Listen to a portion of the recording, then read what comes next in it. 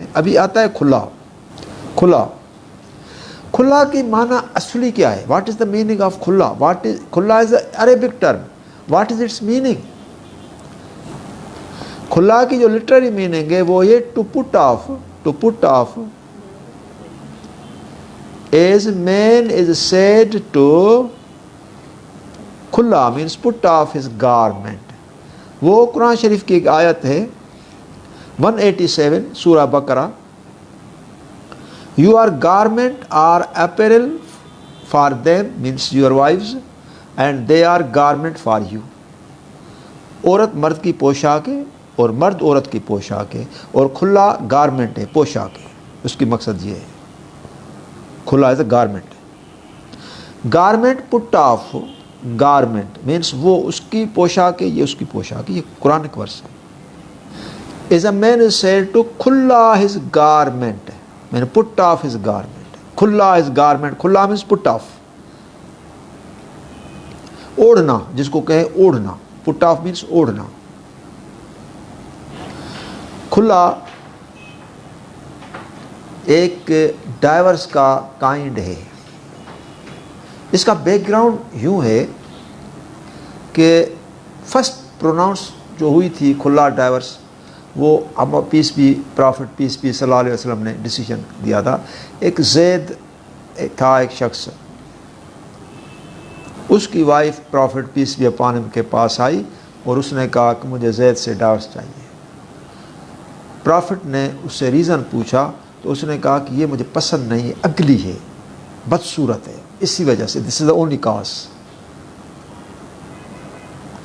तो उसने कहा कि आपको ये पसंद नहीं है, अगली है, बदसूरत है, आपने तो काफ़ी टाइम इसके साथ गुजारा है, अभी पहले आपको ये अगली क्यों नज़र नहीं आया, अभी अगली क्यों नज़र आता है? तो उसने जो एक्सप्लेनेशन प्रॉफिट को दी वो यूं दी कि मैं तो इसके साथ गुजारा करती थी, मैंने दुनिया का कोई दूसरा मर्द देखा ही नहीं था। कल क्या हुआ कि कुछ लोगों ने बाहर इसको कॉल किया, ये उसको अटेंड करने जब गया तो ये आधा घंटा तक नहीं आया, तो मुझे कुछ इसका इंतज़ार हो गया। मैं ऊपर छत पे चढ़कर मैंने देखा कि इसकी बैक साइड हमारे घर पर थी, उसके जो दोस्त थे उनकी बैक साइड हमारे फ्रंट पे थी, वो बहुत खूबसूरत थे और ये इनमें अगली था। तो उस वक्त मुझे वो अच्छे लगे। जब वो मुझे अच्छे लगे तो मुझे एक जहन में आया कि ये तो बहुत अगली है। फिर मैंने कहा कि इसके साथ ऑनवर्ड मेरी यूनियन जो है वो सिंफुल यूनियन होगी। This is the reason. यानी आपको हैरत होगी, ये एक इस तरह का फर्स्ट इंस्टेंस है। तो पीस भी अपॉन हिम, प्रॉफिट पीस भी अपॉन हिम ने फरमाया कि ऐसा करते हैं, खुला हम तुम्हारा डिसाइड करते हैं, ग्रांट करते हैं, लेकिन बागात जो ज़ैद ने तुम्हें दिए हैं वो इन ल्यू ऑफ खुला रिटर्न करो। फिर उसने रिटर्न की, बोला ठीक है मैं बागात देती हूँ, मैं इसके साथ रहूँगी नहीं। उनके साथ उसकी शादी हुई नहीं हुई, दैट इज़ अ चैप्टर। लेकिन उसने जो रीज़न दिया कि मेरी हेटफुल यूनियन के अंदर जो है वो इसके साथ आगे गुजारा होगा, क्योंकि मुझे ये पसंद नहीं है, मैंने इसको हेट किया है, क्योंकि मुझे नफ़रत हो गई है, क्योंकि ये बदसूरत है। ये एक इस्लामिक इंस्टेंस है जो मैंने अभी आपको बताया। अच्छा, अभी इसके अंदर जो लॉ हमारा है, लॉ ऑफ कंट्री, हमारा जो लॉ ऑफ कंट्री है उसके अंदर ये जो dissolution of Muslim marriages act है, dissolution of Muslim marriage act section 2, उसके अंदर काइंड्स ऑफ डाइवर्सेस हैं कि औरत किन सरकमस्टेंसेस में अपने शोहर से डाइवर्स लेती है। क्रूअल्टी ऑफ कंडक्ट है, माल ट्रीटमेंट है, इम्पोर्टेंसी ऑफ द हस्बैंड है, लिप्रोसी या कोई ऐसी सीरियस कोई डिजीज़ है जिसके अंदर वो इन्वॉल्व है, whereabouts of the husband unknown for 4 years, वो ग्राउंड है। Conviction sentence by the court of law with maintaining in the appeal for 7 years है, वो भी ग्राउंड है। लेकिन इन सारे ग्राउंड्स में प्यूबर्टी है, ऑप्शन ऑफ प्यूबर्टी। मैं एक लेक्चर के अंदर आपको सारे ग्राउंड्स, हालांकि ये यानी सिंपल नहीं है, these are very difficult grounds, लेकिन एक पूरे लेक्चर के अंदर आपको ये ग्राउंड्स बताऊंगा कि एक ग्राउंड दूसरे ग्राउंड से किस तरह से लिंक करता है और ये ग्राउंड्स डिसोल्यूशन ऑफ मैरिज के लिए किस तरह से बने, उसका बैकग्राउंड क्या है और उसकी लीगलिटी प्रोपराइटी क्या है, कोर्ट्स ऑफ लॉ में हमारे पास क्या क्या लाज होते हैं, क्योंकि लियान भी है, एडल्ट्री का एलिगेशंस है जिसके अंदर भी मैरिज डिज़ॉल्व होती है। तो मुख्तलिफ़ किस्म है। अच्छा, इन पे आपको मैं एक और भी बात बताऊं कि जो लीगल हैंडबुक मेरा पार्ट 1 है, इन ग्राउंड्स पे एक प्लेट्स मैंने बनाई है, सारे ग्राउंड्स पे, वो भी मॉडल प्लेट्स के अंदर हैं। अगर आप मॉडल प्लेट्स पार्ट 1 के अंदर पढ़ेंगे तो उसके अंदर जो भी प्लेट्स मैंने मॉडल बनाई हैं वो इन ग्राउंड से बनाई है। लेकिन बताने का मकसद ये है कि इन ग्राउंड्स में किसी भी जगह पे खुला का ग्राउंड डाइवर्स का नहीं है। जब खुला का ग्राउंड नहीं है तो फिर ये हम कैसे कहें कि भाई ये खुला जो है वो it is a ground just for dissolution of the marriage. तो dissolution of Muslim marriages act section 2 का एक क्लास है, सब सेक्शन 9, उसके अंदर आता है कि dissolution of Muslim marriage act, उसके अंदर है on any other ground which is recognized as valid for the dissolution of marriages under Muslim law। on other grounds में खुला आ गया। again it is surprising for you कि खुला का जो ग्राउंड है, जो dissolution of Muslim marriage act के तहत अभी एक हम उसका तासुर लेते हैं, परसेप्शन लेते हैं कि ये बनता है, लेकिन हमारा जो प्रोसीजर है for lodging of the suit for dissolution of marriage, Muslim marriage on different grounds, उसके अंदर क्रूअल्टी ऑफ कंडक्ट या माल ट्रीटमेंट, वो कोई भी ऐसा ग्राउंड नहीं है जो West Pakistan family courts act के अंदर हो। हाँ, कॉन्जुगल राइट्स है या मेंटेनेंस है या माल ट्रीटमेंट है, कुछ ग्राउंड्स ऐसे हैं जो मेंशन्ड हैं मुस्लिम फैमिली लॉ ऑर्डिनेंस के अंदर, वहाँ से हम उनका परपोर्ट लेते हैं। लेकिन सूट जो हम दाखिल करते हैं वो करते हैं West Pakistan family courts act के तहत, और प्रोसीजर भी West Pakistan family courts act के तहत दिया गया है। ये प्रोसीजर जो West Pakistan family courts act के अंदर है वो हम सीपीसी से बारो नहीं करते। On the contrary CPC family matters में अप्लाई नहीं करता। सेक्शन 17 कहता है कि ओनली सेक्शन 10 एंड 11 सीपीसी के अलावा बाकी सीपीसी इसके अंदर अप्लाई नहीं करता। इसका अपना प्रोसीजर है for filing of the written statement, for framing of the issues and to successful stages, that is pre trial and post trial. Section 10(4) में 2002 के अंदर एक प्रोविसो आया। उस प्रोविसो के अंदर खुला का मेंशन था, वर्ड्स में नहीं, लेकिन एक और चीज़ से जो मैं आपको समझा रहा हूँ। सेक्शन 10(4) कहता है if no conciliation or compromise is effected between the spouses, court will frame the issues and fix the date for recording of the evidence. Means pre trial के अंदर क्या होता है, जज काजी will allow spouses husband and wife to sit together in his chamber in front of that काजी और जज and will allow them to negotiate and turn on reconciliation if possible during their negotiations. Judge will listen them, he will watch their talks and sometimes he will not listen if they are, यानी समझता है कि भाई कोई ऐसी secret कोई बातें कर रहे हैं तो वो उसके लिए लाजमी नहीं है, लेकिन उनको एक डिस्टेंस पे बिठाता है और एक अटेम्प्ट करता है to bring about any compromise और रिकन्सिलिएशन बिटवीन द स्पाउसेस। तो उसके अंदर अभी चूँकि कभी कभार कंप्रोमाइज़ इफ़ेक्टिव हो भी जाता है, कभी कभार नहीं भी होता है। जब कंप्रोमाइज़ इफ़ेक्टिव नहीं होता तो उसके अंदर क्या होता है कि जज कहता है भाई क्या बना, बोला सर बस केस चलाएं, हम हमारे आपस में नहीं बन रहे।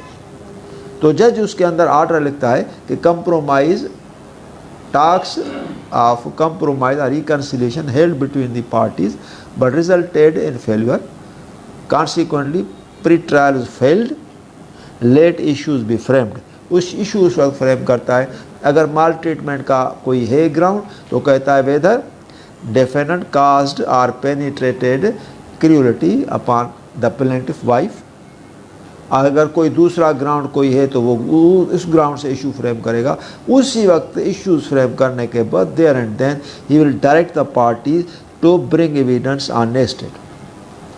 एविडेंस का भी एक सेक्रोसांक्ट और टिपिकल स्टाइल है फैमिली केसेस के अंदर, जिसमें लॉ इस चीज़ को फेवर करता है कि विटनेसेस आप अपने घर के लाएं जो एक रियलिस्टिक विटनेसेस हों। मसलन बीवी और शोहर का झगड़ा है, भाई कोई दूसरे गांव से तो लोग नहीं आएंगे ना, आएंगे तो घर से ना, हस्बैंड की तरफ से या वाइफ की तरफ से। अगर वाइफ का केस है तो अपन उसका रिश्तेदार आएगा, बाप आएगा, भाई आएगा, माँ आएगी, यही आएंगे, बाहर से तो नहीं आएंगे। हाँ, अगर गांव है या कोई लोकल काउंसिल है तो उसका नेक मर्द है जिसको ये मैटर रिपोर्ट करते थे, या उसको कभी इंटरवेंशन के लिए आना पड़ा, तो at the most independent witness उसको साइड करेंगे। लेकिन evidence will be confined with in group of same family members.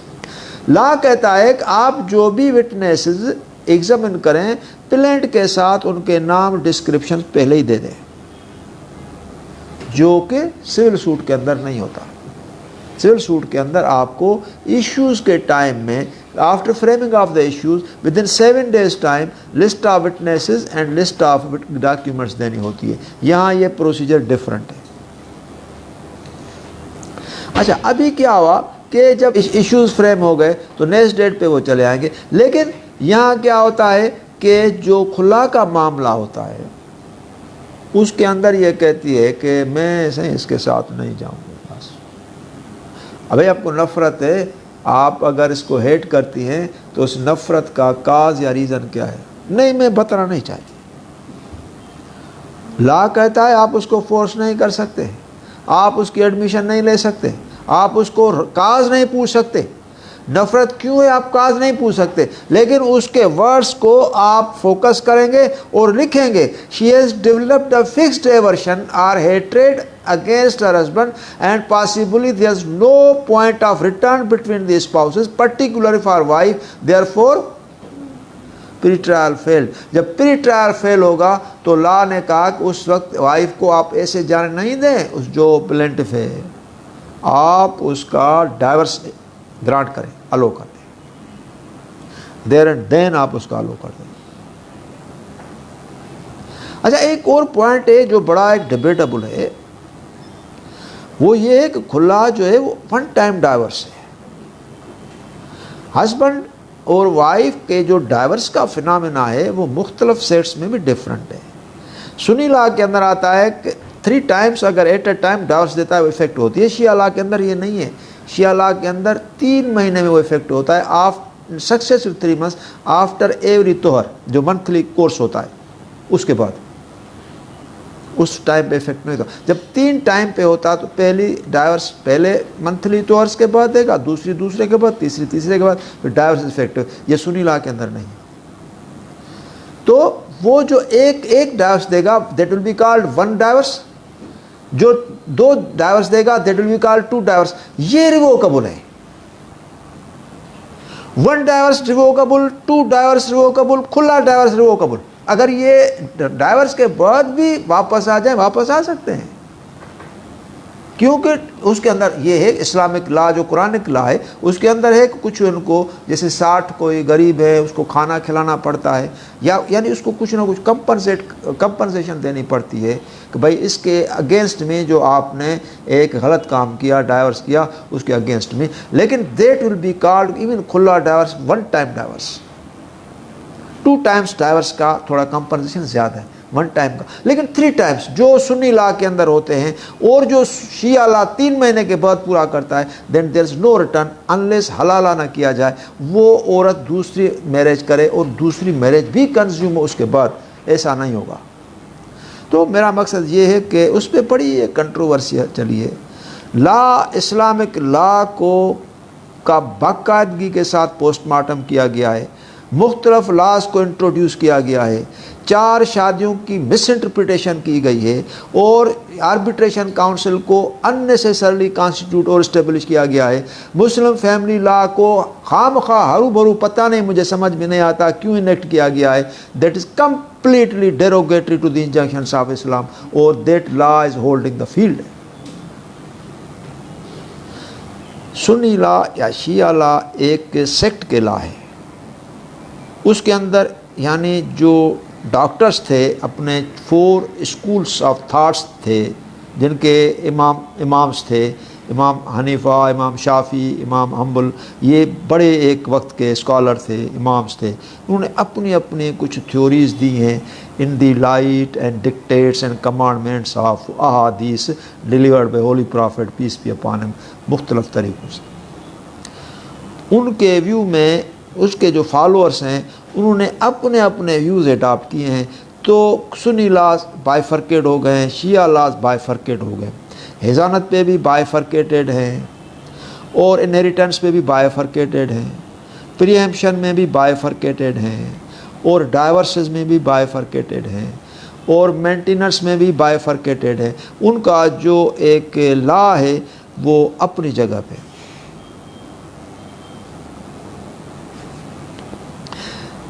हम दोनों लॉ को पढ़ाते भी हैं और दोनों लॉ को लॉ समझते हैं, और उनमें ये नहीं कहते कि कौन सा लॉ सही है और कौन सा लॉ गलत है। ये हमें कहने की ज़रूरत भी नहीं है, ना कहने की या सोचने की भी ज़रूरत नहीं है।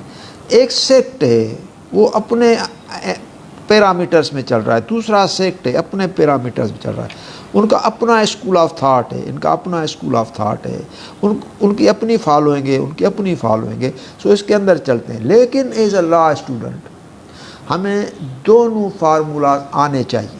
दिस इज़ द पॉइंट कि भाई उनका लॉ क्या कहता है, इनका लॉ क्या कहता है। क्योंकि इम्तिहान के अंदर हिजानत का जब सवाल किया गया कि भाई व्हाट इज़ हिजानत and what is the time frame period of the हिजानत, तो अमूमन क्या होता है कि जब कोई इस्लामिक लॉ किया जाता है, क्वेश्चन किया जाता है, तो इन द वेरी स्टार्ट हमारी रिप्लाई होती है अंडर द सुन्नी लॉ। तो उसने रिप्लाई किया कि भाई sir if for female and for male 7 years, बोला same thing you may define in Shia law.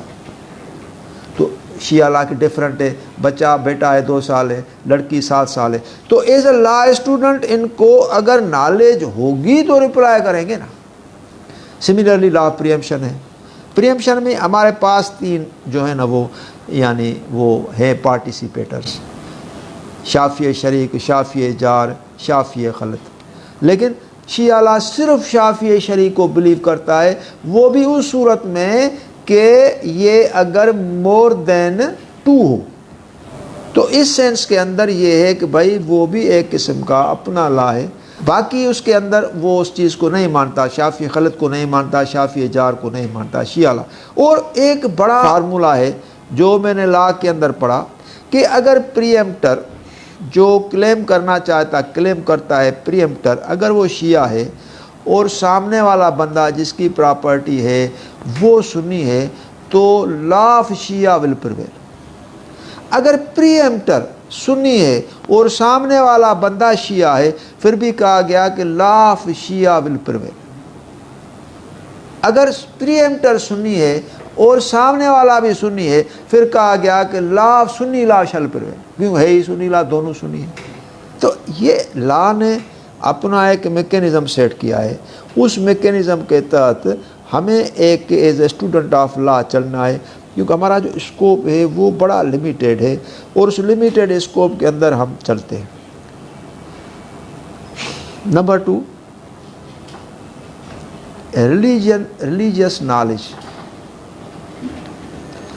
Religious knowledge वहाँ मैटर करता है जहाँ आपको रिलीजन का कंप्लीट नॉलेज हो और आपके पास मुकम्मल एक रेफरेंसेस हों।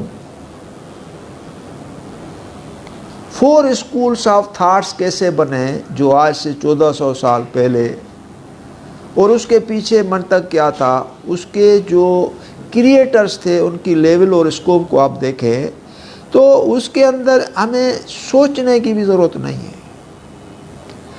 एक चीज़ है जो अलार्मिंग है कि मुख्तलिफ टाइम्स के फ़िलासफ़र्स ने, राइटर्स ने इनको अपने हिसाब से चेंजिंग की है, अपने हिसाब से, जो वहाँ की नहीं है, अपने हिसाब से चेंजिंग की है। तो ये भी उन स्कूल ऑफ थाट्स के जो बड़े स्कॉलर्स हैं उनका काम है डिक्टेट करें, अगर ऐसी कोई अमेंडमेंट या चेंज है तो इसको रेस्टोर करें। This can be done possible. तो ये एक खुला का बैकग्राउंड था। तो प्रोविसो जो आता है तो उस प्रोविसो के अंदर ये चीज़ इंट्रोड्यूस की गई जो मैं आपको पढ़कर सुनाता हूँ। प्रोविसो में आया है कि प्रोवाइडेड दैट, माना इफ नो कंसिलिएशन और compromise then court will frame the issues and fix the date for recording of evidence, provided that notwithstanding any decision, notwithstanding any decision means यानी कोई फाइनल वर्डिक्ट या decision पास नहीं हुआ, means in the mean while करना है। Notwithstanding any decision और judgement, judgement भी नहीं आया है और डिसीजन भी नहीं आया है, तो नॉटविथस्टैंडिंग का मकसद ये है कि आप बीच के अंदर डिसाइड करेंगे इरिस्पेक्टिवली, कोई जजमेंट नहीं है। क्यों? जजमेंट कब आता है? Judgment is subject to evidence. When evidence of both parties is laid, then judgment will be pronounced, judgment will be delivered by the court. If evidence is not laid, then that will be called order. It is order, judgment is something different. Judgment will be in the parameters of evidence, so far recorded by the parties before the court. या non-abstent clause है notwithstanding, notwithstanding is a non-abstent clause of law। तो उसके अंदर कहा गया है कि notwithstanding any decision or judgment of any court or tribunal, the family court in a suit for dissolution of marriage is if reconciliation fails, shall, word shall is there, shall means आपको उस वक्त किसी भी सूरत में decision देनी है, औरत को वापस करना नहीं है। Then what decision shall be passed by the family judge? Shall pass decree of dissolution of marriage। देखिए ना, फ्रस्ट्रेट नहीं करेंगे। लड़की ने सही रीजंस नहीं दिए इसीलिए court is not satisfied, never. तो इसका मकसद ये हुआ कि जब कंप्रोमाइज़ फेल हो गया, रिकन्सिलिएशन फेल हो गई और औरत ने कहा कि मुझे इसके साथ किसी भी सूरत में नहीं रहना है। जज ने पूछा क्यों? बोला मुझे इससे नफ़रत है। नफ़रत का रीज़न क्या है? बोला मैं नहीं बताऊंगी। बोला बेबी आपको बताना पड़ेगा, मैं नहीं बताऊंगी। फिर बस मुझे इससे जान छुड़ानी है और मुझे कुछ नहीं, बस मुझे जान छुड़ानी है। तो ला कहता है कि अगर यही काफ़ी है कि वो कहती है कि मुझे इससे जान छुड़ानी है और degree of the hatred which is developed in the mind of wife is sufficient to create the ground of khula, means parties are at the point of no return. Law says that in these circumstances, if a marriage is not dissolved, it would tantamount to put the wife in a hateful union, or rather in a sinful union, that she will never join the husband hereinafter if sufficient time is given to her or to ponder over the situation. Once she has taken a stand, that is final and there will be no any flexibility within her decision. मर्द के decision में flexibility होती है। औरत जब इस type की कोई डिसीजन लेती है तो फिर that is absolute and final. उसके बाद लॉ कहता है कि भाई उसको इमीडिएटली देयर एंड देन आप डिज़ॉल्व कर दें। These are the Islamic commandments. तो इसके अंदर भी ये है कि shall pass decree of dissolution, word shall is there. उसने मैं नहीं कहा कि मैं कहेंगे कि जज हो सकता है ग्रांट करे, हो सकता है ना करे, लेकिन शल करेंगे तो कोई क्वेश्चन भी नहीं है, नहीं मुझे नहीं चाहिए, बस आप करें ना, डिज़ॉल्व करें। मैं कहती हूँ मैंने केस दाखिल कर दिया है, खुला मांगा है, डिज़ॉल्व कर दें। Shall pass decree of dissolution of marriage forthwith. अच्छा, फोर्थ विथ का जो टर्म है it requires also elucidation interpretation, यानी फोर्थ विथ के अंदर यानी देयर एंड देन नहीं है, लेकिन विथ समझ के साथ अगर जज चाहता है ठीक है मैं कल तक डिसीजन करता हूँ तो भी कर सकता है। ऐसा नहीं है कि भाई उस वक्त उसने कहा कि बोला फिर इसको ये उस वक्त प्रोनाउंस कर दे और उसको जाने दे। Forthwith and shall also restore the husband हकमर, कल तक भी ऑर्डर पे रख सकता है, दूसरे दिन को बुलाए, लेकिन खुला उसको ग्रांट करनी है किसी भी सूरत में, डिक्लाइन नहीं करता है। लेकिन उसके लिए कंडीशन है जो मैंने जैद वाली आपको बताई थी, प्रॉफिट पीस भी अपॉन हिम की। तो प्रॉफिट ने फरमाया था कि आप उसके गार्डन्स जो उसने आपको गिफ्ट किए वापस करो। उसने कहा मैं वापस करती हूँ, मेरे लिए तो ये किसी काम के भी नहीं है। तो अभी हकमर के अंदर कुछ जो चीज़ें होती हैं जो मर्द औरत को देता है, तो फिर वो कोर्ट कहती है कि भाई आप उसको ये कर दें। और अगर इन ड्यू ऑफ मैरिज अगर कोई गिफ्ट उसने पास ऑन की है जो वैल्यूएबल है गोल्ड के सूरत में या कैसे, वो भी अगर औरत मानती है तो फिर वो कहता है इसको आप वापस करें, जो औरत कभी मानती नहीं है। वो क्यों मानेगी? हकमार चूँकि इसीलिए मानती है कि वो जो है वो उसके अंदर निकाहनामे के अंदर मेंशन होता है। लेकिन कभी कभार ये भी चीज़ होती है कि भाई उसने जो है वो मुझे दिया नहीं है, अभी तक दिया नहीं। अगर नहीं दिया है तो फिर वो फारगो होगा, क्योंकि हस्बैंड कहेगा कि मैंने दिया नहीं है, लेकिन कोर्ट कहेगी ठीक है आप फारगो करती है, तो वो कहती है मैं फारगो करती हूँ, तो फिर ऑर्डर के अंदर लिखेगा हकमर is not yet been paid but that stands forgiven in the wake of this dissolution by way of खुला। तो ये आ गया आपका यानी एक way and mode of divorce in the shape of खुला। अभी हम आगे चलते हैं किन्समैन, किथ एंड किन्समैन। आपको पता है कि इस्लामिक लॉ के अंदर एक लीगल हेयर्स की क्लासिफिकेशन है, जिसके अंदर फर्स्ट क्लास जो होता है वो लीगल हेयर्स का होता है, सेकंड क्लास जो होता है वो रेजिडुअरी का होता है, और थर्ड क्लास जो होता है वो डिस्टेंट किंडर्ड का होता है। पढ़ा है ना मोहम्मद अल्लाह के अंदर दिस क्लासिफिकेशन। जब लीगल हेयर कोई मरता है तो उसको लीगल हेयर्स में होते हैं, बाप होता है, माँ होती है, बेटा होता है, बेटी होती है और वाइफ होती है। अच्छा, अभी क्या है कि वो लीगल हेयर्स में तो आ गए और उसको वो सारा हिस्सा एज पर टेबल और टेबुलेशन ऑफ मोहम्मद अल्लाह उसको अपना मिलता है।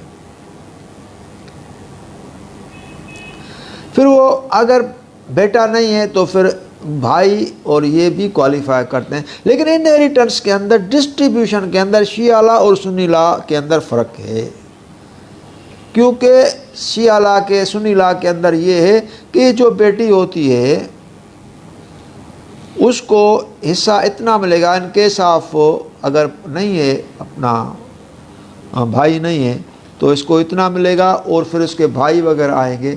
लेकिन सुन्नी शिया लॉ उसको मैक्सिमम हिस्सा देने के फेवर में है कि बेटी को ज़्यादा से ज़्यादा मिलेगा। ये इसके दोनों लॉज के अंदर तजाद है। और inheritance under Sunni law, inheritance under Shia law, वो मैंने टेबुलेशन में बाकायदा लिखा है अपने किताब हैंड बुक पार्ट 4 के अंदर, inheritance by Sunnis and she by Sunni law and inheritance by Shia law. तो उस टेबुलेशन के अंदर जो फर्स्ट क्लास है वो है लीगल हेयर्स का, सेकंड है रेजिडुअरी का। रेजिडुअरी मीन्स जिसको कहते हैं, यानी हम कहते हैं कि जो रेजिड्यू मीन्स जो बचता है, पाछी जिसको कहें जो बचता है, ये शेयर पहले कैसे आता है, इस तरह से होता है। लीगल हेयर्स में बेटा शामिल नहीं है, बेटा आता है रेजिडुअरीज में। लीगल हेयर्स में पहले उसका जो शेयर निकलता है बाप का निकलता है, फिर माँ का निकलता है, और तीसरी नंबर पे उसकी वाइफ का निकलता है, चौथे नंबर पे उसकी बेटी का निकलता है, और जो बाकी बचता है वो बैठा है गेट पे, बेटा एज अ रेजिड्यू सारा ले जाता है। तो क्लासिफिकेशन है, जैसे बेटी 1/7 लेती है, माँ 1/8 लेती है इन अवेलेबिलिटी ऑफ चिल्ड्रेन, बाप 1/6 लेता है, माँ 1/6 लेती है। ये 1/6, 1/6, 1/7, 1/8, उसके बाद बाकी जो बचता है वो बेटा ले जाता है। मीन्स ये चैप्टर क्लोज हो जाता है। और तीसरा जो क्लास है वो डिस्टेंट किंडर्ड, मीन्स दूर के रिश्ते। अगर बाप भी नहीं, माँ भी नहीं, बेटा भी नहीं, बेटी भी नहीं, या खाली बेटी है, तो फिर दूर के रिश्ते आएंगे। अगर कोई भी नहीं है, ऐसे मर गया, तो फिर रिश्तेदार हैं। रिश्तेदार भी नहीं है तो फिर तो स्टेट को जाएगी, लेकिन रिश्तेदार में दूर से, इसको कहते हैं डिस्टेंट किंडर्ड।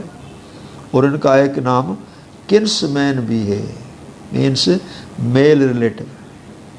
जो मेल रिलेटिव होते हैं, किन्समैन मीन्स मेल रिलेटिव, जो मेल रिलेटिव होते हैं वो भी क्वालिफाई करते हैं under the law of inheritance में अपने हिस्से के लिए। तो ये किन्समैन जो है, इसकी जो मीनिंग है वो है मेल रिलेटिव। ये लॉ के अंदर किसी जगह पे नहीं है। Kinsman, it is a simple word and used as a residuary and ETC। Kinsman, kith and किन।